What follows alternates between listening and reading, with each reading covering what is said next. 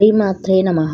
మాఘమాస పురాణ అధ్యాయం. శంకరుడు పార్వతీదేవికి చెప్పిన మాఘమాస మహిమ తెలుపుట. తెలుగు పంచాంగం ప్రకారం ఏడాదిలో 12 మాసాలలో ఏదో ఒక ప్రత్యేకత ఉంటుంది. వాటిలో ముఖ్యంగా కార్తీక మాఘమాసం మరింత విశిష్టమైనది. కార్తీక మాసం దీపాలకు, దీపారాధనలకు ప్రసిద్ధి చెందింది. మాఘమాసం పవిత్ర నదీ స్నానాలకు ప్రసిద్ధి చెందింది. ఈ 2 మాసాల్లో పురాణ పఠనం, శ్రవణంకు అత్యంత ప్రాధాన్యత ఉండడం విశేషం.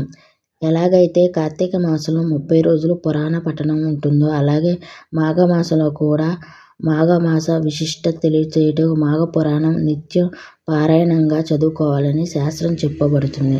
జనవరి 30వ తేదీ గురువారం నుంచి మాఘమాసం ప్రారంభం కానున్న సందర్భంగా నేటి నుంచి 30 రోజుల పాటు రోజుకొక అధ్యాయం చొప్పున మాఘపురాణాన్ని తెలుసుకుందాం. ఈ కథనంలో మాఘపురాణం మొదటి అధ్యాయం గురించి తెలుసుకుందాం. మాఘపురాణం మొదటి అధ్యాయం. వ్యాస మహర్షి రచించిన స్కంద పురాణంలోని మాఘపురాణం మొదటి అధ్యాయం. పరమశివుడు పార్వతీదేవికి మాఘమాస మహిమ తెలుపుట. శివపార్వతుల సంవాదం. పూర్వం కైలాసంలో శివపార్వతులు కూర్చుని ఉండగా పార్వతీ పరమశివుడితో, నాదా, మీ అమృత వాక్యాలచే నేను ఎన్నో పురాణాలు విన్నాను. విన్నా కొద్దీ ఇంకా వినాలని కుతూహలం కలుగుతుంది.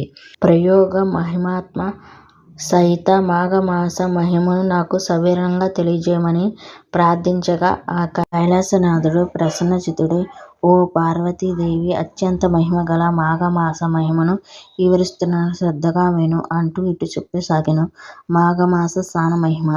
సూర్యుడు మకర రాశిలో ఉండగా ఏ మనుజుడు మాఘమాసంలో ప్రాతకాలమందు నదీ స్నానం చేయునో అతడు అన్ని పాపాల నుంచి విముక్తుడై అంత్యము మోక్షం పొందును. మాఘమాసంలో ప్రాతకాలమందు ప్రయాగలో ఎవరైతే స్నానం చేస్తారో వారు వైకుంఠమునకు చేరుదురు. మాఘమాసంలో ఊరి చివర బావిలోనో చెరువులోనో కడుగు గోవు పాదం మునిగేంత గుంటలో అయినా స్నానం చేసిన వారు సమస్త పాతకం నుంచి విముక్తి పొందుదురు. మాఘమాసంలో మొదటి రోజు నదీ స్నానం చేస్తే సమస్త పాపం నశించును. రెండో రోజు స్నానం చేస్తే వైకుంఠ ప్రాప్తి కలుగుతుంది. మూడో రోజు స్నానం చేస్తే పుణ్యాంతముకు ఎలాంటి పుణ్యం ఇవ్వాలో ఆ విష్ణుమూర్తికే అంతు పట్టదు. ఇంకా మాఘమాసం మొత్తం నదీ స్నానం చేసే పుణ్యం అంతులేనిది అంటూ శివుడు పార్వతితో ఇంకా చెప్పసాగాను. పార్వతి, మాఘమాసమున సూర్యుడు ఉదయిస్తున్న సమయంలో ప్రయాగలో గంగలో స్నానం చేసిన వారికి పునర్జన్మ ఉండదు. మాఘమాసంలో స్నానం చేయుటకు శక్తి లేనివారు, జలం లేనివారు గోపాదం మునిగేంత నీటిలో మర్దన చేసుకున్నా స్నానం చేస్తే సరే సకల పాతకాలు నశిస్తాయి. మాఘమాసమంతా శ్రద్ధాశక్తులతో భక్తితో స్నానం చేసి శ్రీ మహావిష్ణువును అర్చన, మాఘమాస పురాణ పఠన చేసేవారు విష్ణులోక ప్రాప్తి పొందుడే అంతేకాదు వైకుంఠ అధిపతి కాగలరు. మాఘపురాణం పఠనం గాని శ్రవణం గాని నదిన ఒడ్డున చేసినచో ఆ పుణ్యం అనంతం. మాఘమాసం స్నానం చేయని వారికి ఎలాంటి ఫలితాలు ఉంటాయో ఇప్పుడు తెలుసుకుందాం. మాఘమాసం చలికి భయపడి గాని, సిగ్గుతో గాని, ఇతర ఏ కారణాలతో గాని కనీసం ఒక్కరోజైనా నదీ స్నానం చేయని వారు కుంభపాక నరకంలో పడి కొట్టుకుంటారు. సకల దోష పరిహారం. మాఘమాసం. పార్వతి, బ్రహ్మ హత్య చేసినవాడు, మద్యపానం చేసేవాడు, కన్యలను అపహరించేవాడు, గురుపత్నిని పొందేవాడు, బంగారం దొంగిలించేవాడు, దుష్టులతో సహవాసం చేసేవారు, ఇంకా ఘోరమైన పాపాలు చేసేవారు కూడా మాఘమాసంలో ఒక్కసారైనా నదీ స్నానం చేసినట్లయితే సమస్త పాపాల నుంచి విముక్తి పొంది శ్రీహరిని చేరుతారు.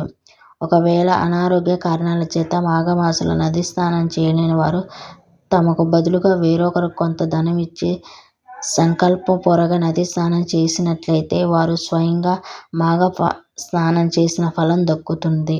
చివరగా ఆ పరమశివుడు పార్వతితో, ఓ పార్వతి, ఎవరు భక్తితో మాఘమాసంలో మొదటి రోజు నదీ స్నానం చేసి ఈ కథను గాని వినడం గాని చేస్తారో వారు 1,000,000 అశ్వమేధ యాగాలు చేసిన ఫలం పొందుతారు. స్నానం చేయలేకపోయినా కనీసం మాఘపురాణం చదివినా విన్నా ఇహలోక సకల భోగాలు అనుభవించి మరణానంతరం విష్ణులోక ప్రాప్తి పొందుతారు. ఇది స్కంద పురాణం మాఘమాస మహిమాత్మ ప్రథమ అధ్యాయం సమాప్తం. ఓం నమః శివాయ.